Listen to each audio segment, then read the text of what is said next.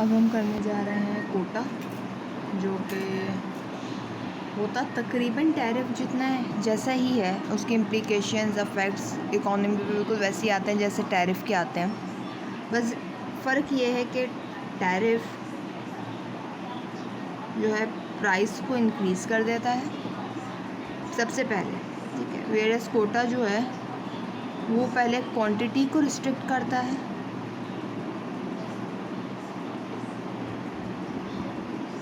उसके बाद प्राइस को बढ़ाता है, ठीक है। तो कोटा जो है वो बेसिकली एक ट्रेड रिस्ट्रिक्शन है जो कि गुड्स और सर्विसेज की क्वांटिटीज़ को रिड्यूस कर देता है या एक जगह जो है समझ रहे हैं लिमिटेड कर देता है, ठीक है।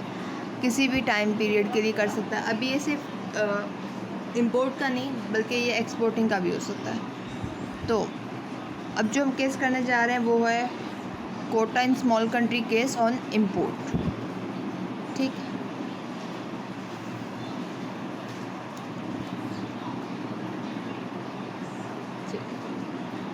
अब देखने में तो बिल्कुल वैसे ही लग रहा है जैसे टैरिफ का भी एक केस मैंने आपको पहले बताया है।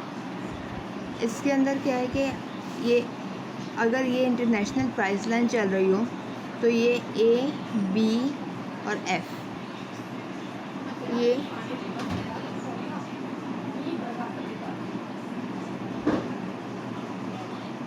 ट्रायंगल ए बी एफ, ये जो है आपका कंज्यूमर सरप्लस हो गया, ठीक है। अब प्रोड्यूसर सरप्लस प्राइस लाइन से नीचे और सप्लाई कर्व से ऊपर, ये एफ सी ई, ये आ गया आपका प्रोड्यूसर सरप्लस। अब कोटा लगेगा तो क्या होगा, तो कोटा लगने से पहले क्वांटिटी रिस्ट्रिक्ट होगी, यानी कि पहले तो डिसाइड किया जाएगा कि कितनी क्वांटिटी जो है वो रखनी है, यानी कि ये क्वांटिटी लेते हैं, ठीक है। उसके बाद जब ये क्वांटिटी की रिस्ट्रिक्शन हो जाएगी उसके बाद आपकी प्राइस जो है वो बढ़ेगी, ठीक है। तो ये प्राइस इंटरनेशनल प्लस कोटा, ठीक है।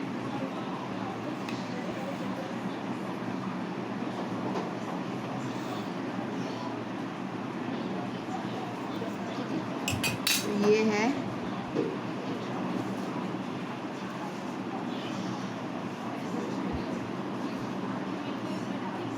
ठीक है, यानी ये तो वो था जो हम इंपोर्ट कर रहे थे और ये है जो कि कोटा लग गया या कोटा अप्लाई हो गया, इम्पोज हो गया जब इम्पोर्ट्स के ऊपर, उसके बाद की वो अमाउंट है जो कि अब सिर्फ और सिर्फ अलाउ है इंपोर्ट करना, ठीक है।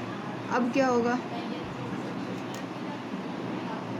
A dash B dash C dash. अब कोटा के बाद क्या होगा, हमारा कंज्यूमर सरप्लस रिड्यूस हो जाएगा, ए सी डैश ए, और प्रोड्यूसर सरप्लस जो है वो बढ़ जाएगा, ए डैश बी डैश और ई, ठीक है। तो एक ये एरिया बन रहा है A dash B dash C F, area A, area B, area C, area D. अगर आप लोगों ने मेरी टैरिफ वाली वीडियो को देखा हो तो उसके अंदर मैं पहले ही बता चुकी हूँ कि ये एरिया ए जो था ये प्रोड्यूसर का गेन था, एरिया बी जो है ये डेड वेट लॉस है जिसको प्रोड्यूसर का इफेक्ट भी कहा जाता है, एरिया डी जो है ये कंजम्पशन का लॉस है, ये कंज्यूमर्स का लॉस है, डेड वेट लॉस है और इसको कंजम्पशन इफेक्ट भी कहा जाता है। टैरिफ के अंदर ये पार्ट सी जो है रेक्टेंगल जो बन रहा है ये गवर्नमेंट का रेवेन्यू होता है, बट इस केस में ये जो पार्ट सी है, क्योंकि हमें नहीं पता कोटा जो है वो गवर्नमेंट के हाथ में ही है या गवर्नमेंट के हाथ में है या उन्होंने कोई लाइसेंस कोटा का जो है वो इशू कर दिया है और लोगों ने ख़रीद लिया है। तो अगर लाइसेंस इशू कर दिया गया है तो ये होगा कि जिनके हाथ में ये लाइसेंस होगा ये सारा रेवेन्यू उनका, ठीक है, यानी ये सारा जो एक्स्ट्रा पेमेंट हो गई ये उनका रेवेन्यू बन जाएगा। ठीक है, चाहे वो बिज़नेस के हाथ में हो या चाहे वो गवर्नमेंट के हाथ में हो। ठीक है, अब इसकी कैलकुलेशंस भी बिल्कुल वैसे ही होंगी जैसे मैंने टैरिफ की। तो अगर इस सिलसिले में आपको कैलकुलेशंस मिल जाए तो आप मेरी टैरिफ वाली वीडियो को फॉलो कर लीजिएगा।